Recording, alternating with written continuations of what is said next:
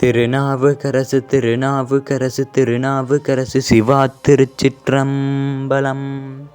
பூலியர்கோன் வெப்பொலித்த புகழியர்கோன்கழல் போற்றி ஆலிமிசைகள் மிதப்பிலணிந்த பிரானடி போற்றி வாலி திருநாவலூர் வந்தொண்டர் வதம் போற்றி ஊழிமலி திருவாத ஊரர் திருத்தாள் போற்றி வேத நெறிதலைத்தோங்க மிகு சைவத்துறை விளங்கம் பூத பரம்பரை பொலிய புனிதவாய் மலர்ந்தழுத சீதவள வயல் புகழி திருஞான சம்பந்தர் பாதமலர்தலை கொண்டு திருத்தொண்டு பரவுவாம்.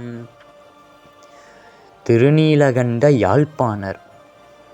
இவர் பேரை கேட்ட உடனே இவர் என்ன இலங்கையில் யாழ்ப்பாணத்தை சேர்ந்தவரான்னு எல்லாம் நினைப்பீங்க. இல்லை, அந்த காலத்தில் யாழ்னு ஒரு கருவி இருந்துச்சு, யாழ் மீட்டக்கூடிய ஒரு கலை இருந்துச்சுங்கிறதே இப்போ நிறைய பேர் மறந்துட்டோம்.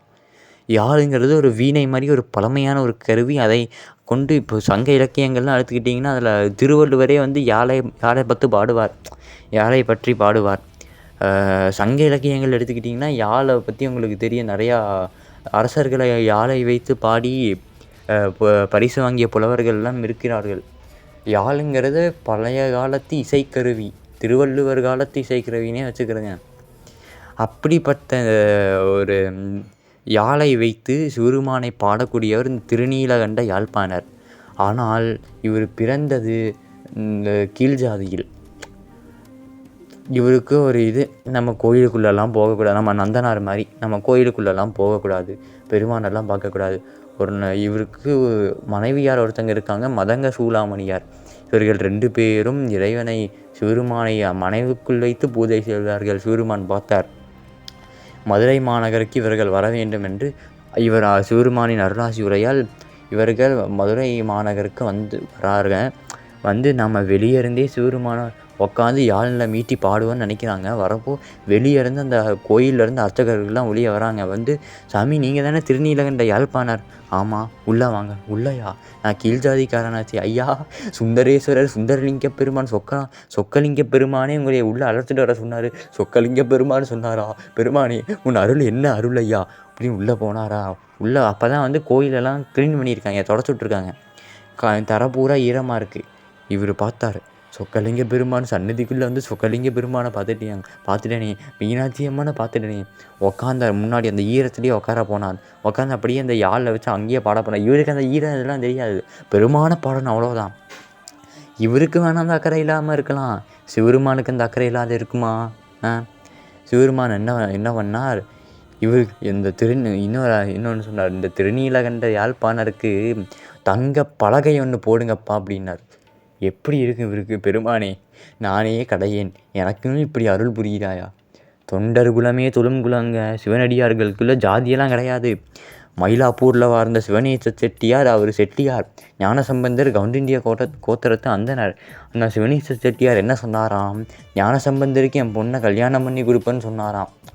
ஜாதி வித்தியாசம் சிவனடியார்களுக்குள் கிடையாது கிடையாது கிடையாது. இதை புரட்சிகரமாக மாற்றியவர் எங்கள் திருஞான சம்பந்த பிள்ளையார். வரும் பாருங்கள், இவரை வச்சே பண்ணுவார் ஞானசம்பந்தர். இப்படி யாழை பாடினார. ஒரு நாள் திருவாரூருக்கு இவங்க மனைவியாரும் போனாங்க. போனால் உள்ள திருஞான சம்பந்த சுவாமிகளை சந்திச்சிட்டாங்க. ஞான சம்பந்த சுவாமிகளை விட்டு பிரியறது இவங்களால முடியாது. ஞானசம்பந்த சாமியை பார்த்த உடனே, பெருமானே, நாங்களும் உங்கள் கூடயே இருந்துடுறோமே. சரி, எத்தனையோ பேர் இருக்காங்க, நீங்களும் இருங்க. ஞானசம்பந்த சாமி பாடும்போது இவர் திருநீலகண்ட யாழ்ப்பாணர் யாழ் மீட்டுவார். அது ஒரு நல்ல கதை. அப்புறம் ஒரு நாள் ஒரு கோயிலுக்குள்ளே, திருவாரூர் கோயிலில் தான் ஞானசம்பந்தரும் இவரும் சந்தித்தார்கள். அப்புறம் பற்பல ஆலயங்கள்லாம் தரிசிப்பாங்க. இப்படியே ஒரு சில ஆலயங்களுக்குலாம் இந்த திருநீலகண்ட யாழ்ப்பாணர் வரமாட்டார். ஞானசம்பந்த சாமி என்ன பண்ணாராம்? திருநீலகண்ட யாழ்ப்பாணர் கையை பிடிச்சிட்டு கோயிலுக்குள்ளே கூப்பிட்டு போனாராம்.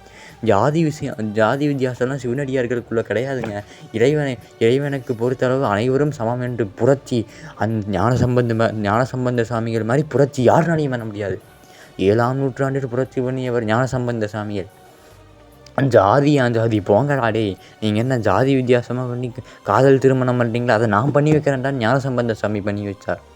ஜாதி வித்தியாசங்கிறது சிவனடியார்களுக்குள்ளே கிடையாதுங்க. அனைவரும் சமம் என்று தான் சைவம் சொல்லுகிறது. உலகத்தில் இருக்கும் அனைவரும் சமம், அனைத்து ஜீவராசிகளும் சமம். இந்த கருத்தை அனைவரும் மனதில் வைத்து கொள்ள வேண்டும். இது முக்கியமான கருத்து. இப்படியே போனால் அந்த திருநீலகண்ட யாழ்ப்பாணர் ஒரு கோரிக்கை வச்சார் ஞானசம்பந்த சாமிக்கு. ஞானசம்பந்த பிள்ளையாரே, எங்கள் ஊருக்கு நீங்கள் சிவருமான பாடணும் வந்தாரா? அந்த ஊரில் இருந்தவங்கள சொன்னாங்க, அடி நம்ம திருநீலகண்ட யாழ்ப்பாணர் யாழ் மீட்டுறதுனால தான் ஞானசம்பந்த சாமிகளே பாடுறார். இவர் பார்த்தார்ல திருநீலகண்ட யாழ்ப்பாணர், என்னது ஞானசம்பந்தர் பாடுற தேவாரத்துக்கு யாழ் தான் முக்கிய காரணமாக இருக்கா?